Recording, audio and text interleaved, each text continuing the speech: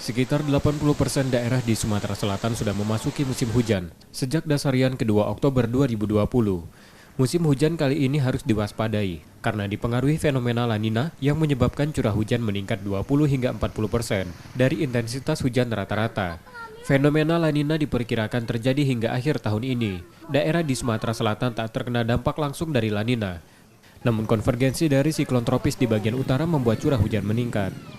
Jika dibandingkan tahun 2019, curah hujan sangat rendah dan cenderung kering. Musim hujan tahun ini jauh lebih lebat. Ketika ada La Nina ini memang kita tidak berdampak langsung, tetapi dengan adanya munculnya siklon tropis di utara itu, sehingga wilayah kita ini menjadi adanya konvergensi tadi itu. Konvergensi menjadi ada trough, palung gitu ya. Itu yang akan memicu hujan lebat dan itu perlu diwaspadai. Apalagi ini kan sampai Desember peningkatan curah hujan semakin tinggi. Puncaknya kapan sih Pak? Kalau puncak di Sumatera Selatan itu Januari, Februari, Maret kalau kita. Tetapi sampai Desember ini La Nina akan menguat.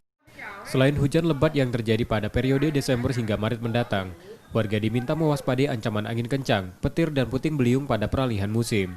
Pemerintah diharapkan melakukan tindakan pencegahan seperti menebang ranting pohon atau memperbaiki baliho yang sudah tidak kokoh lagi. Rizky Nurmizan, Kompas TV, Palembang.